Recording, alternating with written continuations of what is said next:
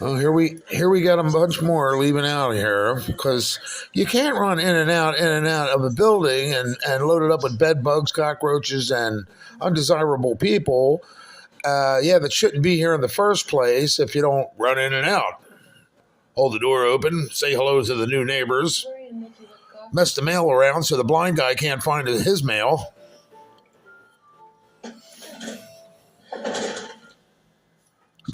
To prop the door open so they can get back in. You see the crack in the light?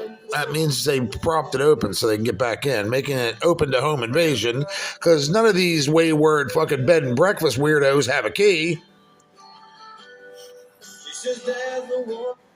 Why would they want to make it safe and clean and safe for you? Look at the hallway down there. That's not dust.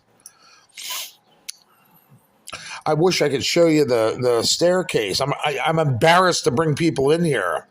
But you know how most people, these people, cockroach people, like to live like that? Because it's not theirs. Why clean it? Why take care of it? Why have pride in, where you live? Wouldn't want that to happen, huh?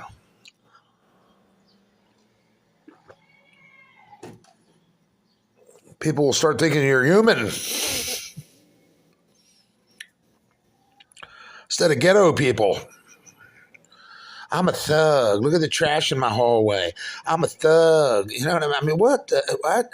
The back security door is broke. We can get in there anytime we want because I'm a thug. No, you're an a-hole.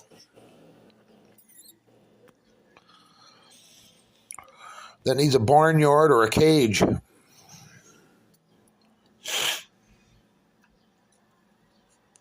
Actually, if you put two together, you can have a cage and yard time.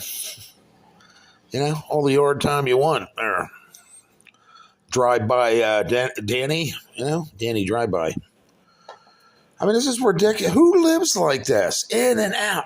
I mean, sometimes it starts early in the day, not until about 11 o'clock in the morning, and it goes till 11:30 at night, midnight sometimes after. And this is day in, day out.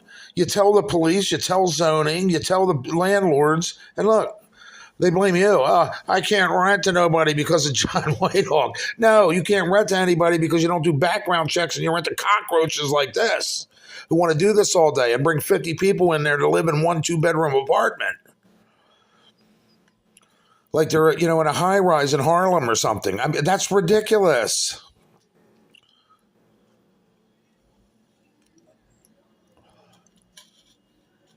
Now, I'm all for helping homeless people and your relatives. Your relatives sometimes, hey, they have a hard way to go.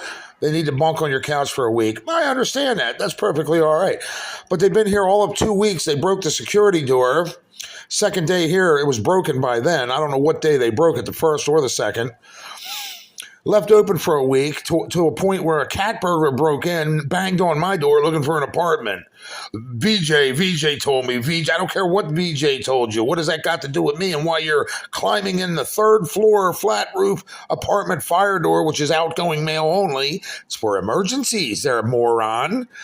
And you're banging on my door. I'm not maintenance. I'm not the fucking building superintendent. What did VJ tell you? It has nothing to do with me.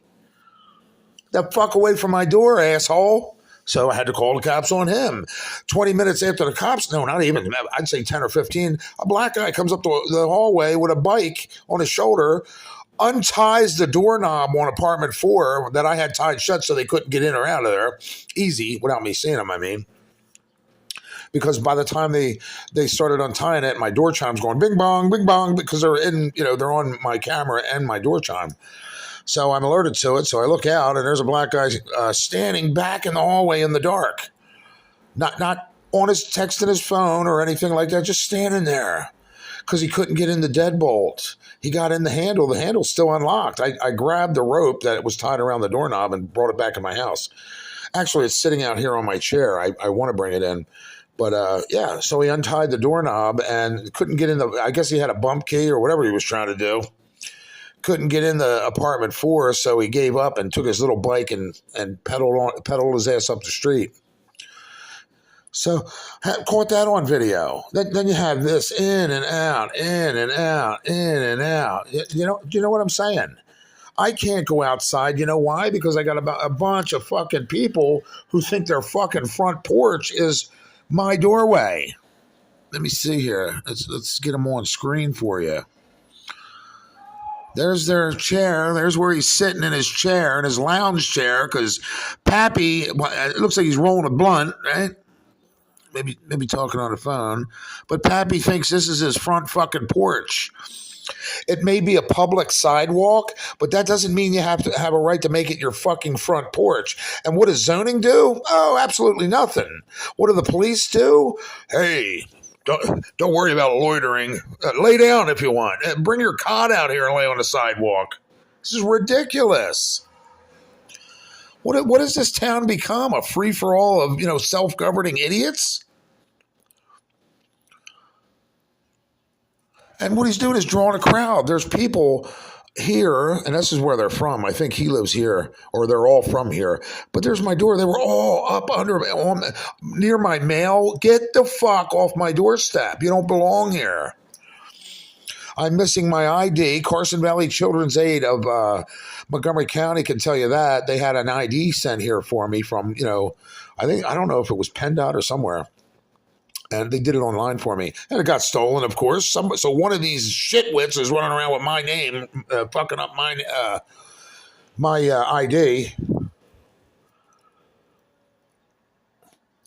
And they pull up, park here, get out, like this is their front yard.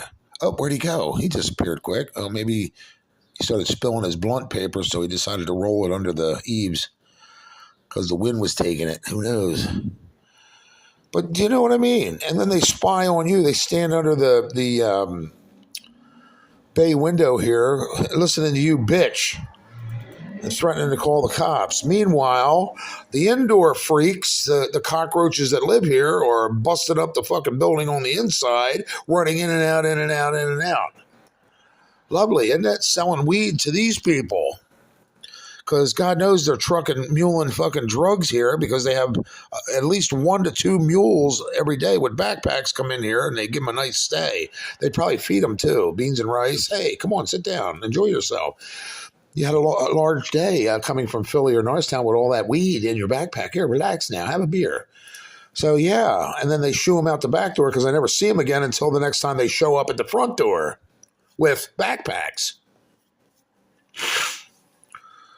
So I hope the cops are listening to this. They need to set a camera up either across the street somewhere where they can see my front door and the back door. You need to watch both with a hidden camera somewhere.